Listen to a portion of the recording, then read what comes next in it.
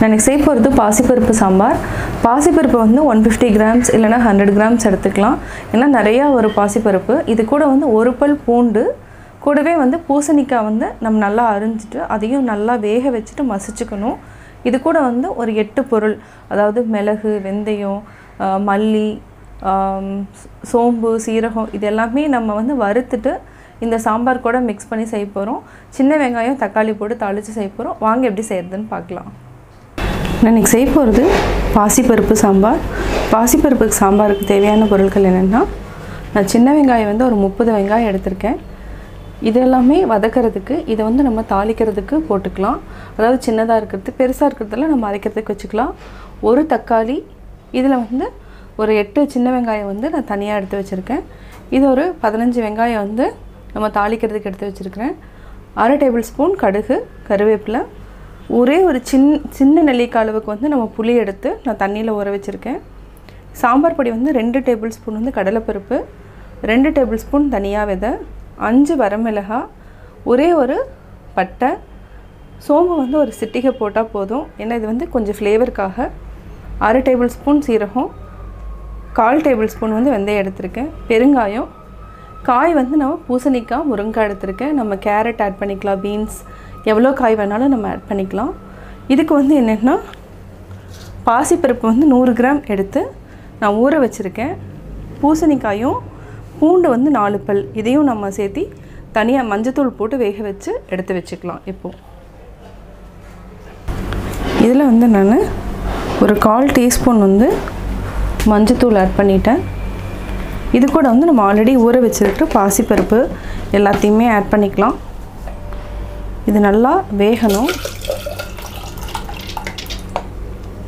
ஆக்சுவலாக இது 100 கிராம் போட்டிங்கனாவே சாம்பார் வந்து நிறையா வரும். அதிகமாக இதே வந்து 8 பேர் வந்து தாராளமாக சாப்பிட்ற மாதிரி வரும். இது வந்து நல்லா கொலையை எடுத்து வச்சுட்டு அதுக்கப்புறம் நம்ம சாம்பார் பண்ணிக்கலாம். இது நல்லா வேக வச்சு எடுத்து வச்சுக்கலாம். ஒரு கடாய் வச்சாச்சு. இப்போ நம்ம கொஞ்சமாக ஆயில் விட்டுக்கலாம். ஆயில் விட்டுட்டு கடலைப்பருப்பு, வெந்தயம் சிம்மில் வச்சுக்கோங்க. வரமிளகாய் நம்ம லாஸ்ட்டில் போட்டுக்கலாம். சோம்பு, இது எல்லாத்தையுமே நம்ம வந்து போட்டு வறுத்துக்கலாம். பட்டையும் போட்டுக்கிறோம். பட்டை என்னென்னா அந்த சாம்பாருக்கு வந்து நல்லா வாசம் கொடுக்கும்.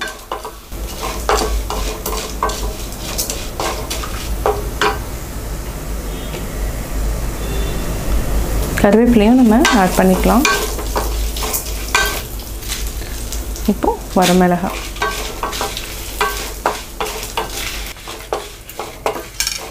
இப்போது ஓரளவுக்கு நல்லா அதாவது கோல்டன் கலர் ஆகிடுச்சு, பொன்னிறமாக நல்லா இதாகிடுச்சு, ரோஸ்ட் ஆகிடுச்சு. இப்போ இது கூட வந்து நம்ம தக்காளி, கொஞ்சமாக அந்த சின்ன வெங்காயத்தையும் நம்ம போட்டு வதக்கிக்கலாம்.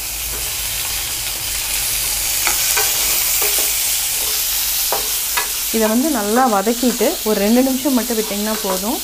ரொம்ப அதாவது என்னென்னா ரொம்ப இதாகணும்னு அவசியம் இல்லை, வதக்கணும்னு அவசியம் இல்லை. இந்த சூட்லேயே வதங்கிட்டு இப்போ ஆஃப் பண்ணிவிட்டு ஆற வச்சு நம்ம தனியாக அரைச்சி வச்சுக்கலாம். மண் பாத்திரம் வச்சாச்சு.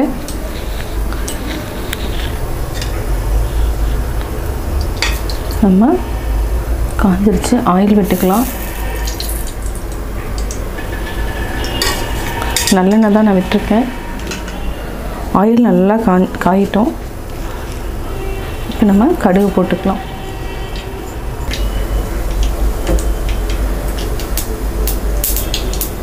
பொரிஞ்சாச்சு. இப்போ பெருங்காயம்,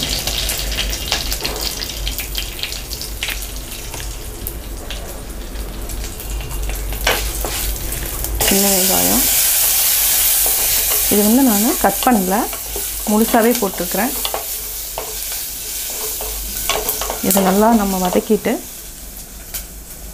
அதாவது பூசணிக்காய், முருங்கைக்காய், இதையும் நம்ம ஆட் பண்ணிக்கலாம்.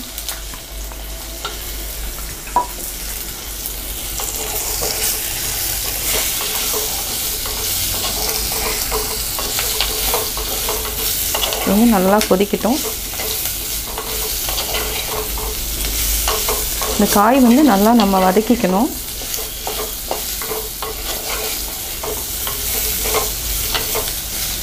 இது வந்து ஒரு 2 நிமிஷம் நல்லா வதங்கட்டும். நம்ம அதுக்கப்புறம் வந்து அரைச்சி வச்சுருக்கிறத ஆட் பண்ணிக்கலாம். இப்போ 2 நிமிஷம் ஆயிடுச்சு.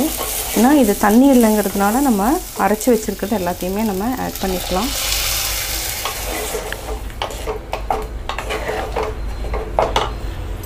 இன்னும் கொஞ்சம் தண்ணி ஊற்றிக்கலாம்.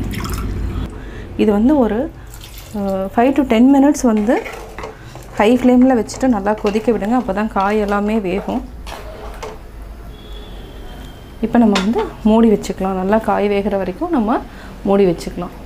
இப்போது நல்லா கொதிச்சிட்ருக்கு. பார்த்திங்கனாவே தெரியும் நல்லா வெங்காயம், பட் காய் இன்னும் கொஞ்சம் வேகணும். இப்போ நம்ம உப்பு போட்டுக்கலாம். உப்பு வந்து 1.5 டேபிள் ஸ்பூன் ஆட் பண்ணுறேன். போதும் இதுவே.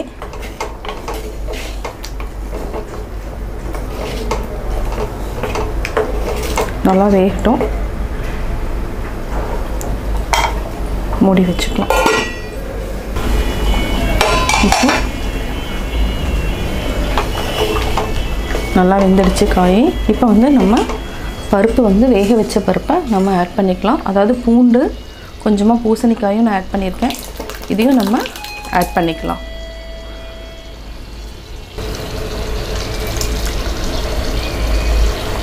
அவ்வளோதான். இது நல்லா கொதிச்சதுன்னா நம்ம லாஸ்ட்டில் வந்து ஒரு 2 மினிட்ஸுக்கு மட்டும் நம்ம புளி ஊற்றிக்கலாம்.